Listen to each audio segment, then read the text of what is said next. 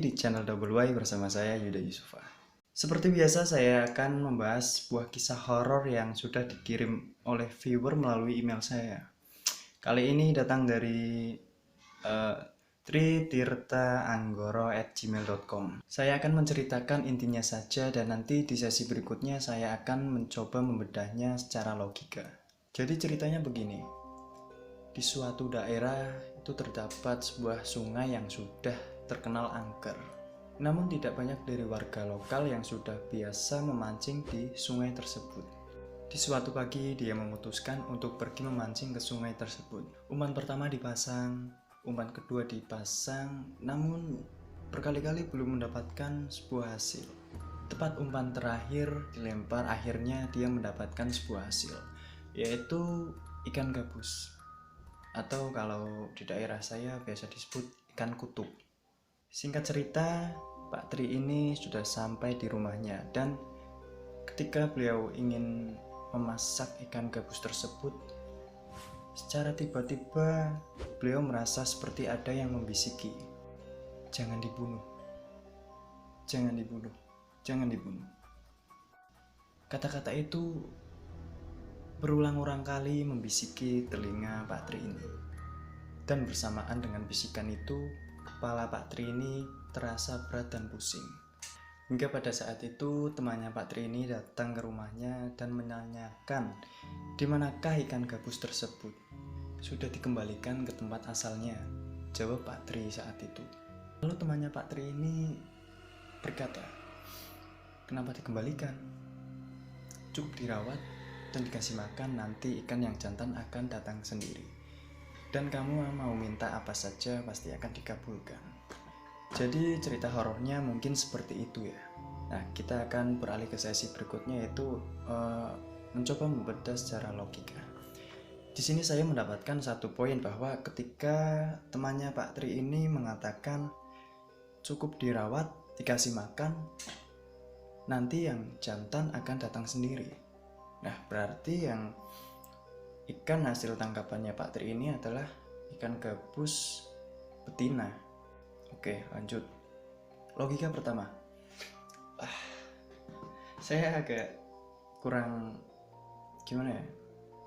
Ya enggak kurang juga sih. Maksudnya agak lucu apa gimana gitu. Ketika ikan ini mau dimasak dan tiba-tiba seperti ada yang membisiki, "Jangan dibunuh, jangan dibunuh, jangan dibunuh."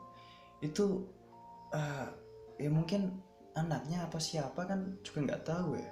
Seolah-olah beliau ini nggak nengok belakang. Beliau ini fokus ke satu titik, yaitu ikan tersebut. Jadi belum tahu yang sebenarnya, entah itu anaknya yang ngeledek atau gimana, kita juga nggak tahu. Logika yang berikutnya yaitu ketika temannya Pak Tri ini mengatakan nanti ikan jantannya akan datang sendiri. Ini ikan kok kayak di serial FTV ya, yang jantan yang akan mendatangi betina gitu. Tapi nggak masuk akal juga sih. Masa iya ikan akan berjalan di darat tuh sampai nyamperin ke rumah Pak Tri ini? Padahal ikan kan nggak punya handphone, nggak punya Google Maps juga. Kok bisa tahu rumahnya Pak Tri ini di mana? Nah, logika yang terakhir yaitu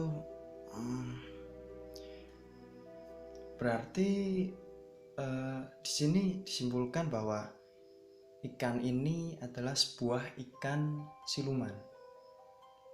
Kenapa bisa saya simpulkan begitu ya? Karena di saat temannya Pak Tri ini bilang, "Nanti kamu minta apa aja bakal dikabulkan," gitu kan.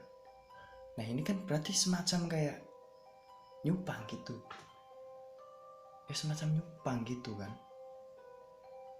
Kita merawat ikan yang betina ini nggak jadi kita masak, dan yang jantan nanti akan mendatangi ikan betina ini, dan kita minta apa aja pasti dikabulkan. Itu semacam nyupang sih ya menurut saya ya. Nggak tahu juga sih, mungkin ini nyata ya karena beliau mengalami sendiri. Sekian dulu video kali ini.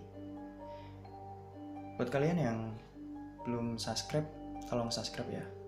Dan jangan lupa kalau suka dengan video ini, bantu like, share, komen juga. Nah, buat kalian yang mempunyai atau mengalami kisah horor, kisah mistis gitu ya, boleh kirim cerita horor kalian melalui email saya. Nanti saya akan tulis di bawah ini email saya dan kalian boleh mengirimnya. Nanti kita akan ceritakan dan kita akan membedah secara logika. Pantengin terus channel Double Y. Saya Yuda Yusufa, pamit undur diri. Bye.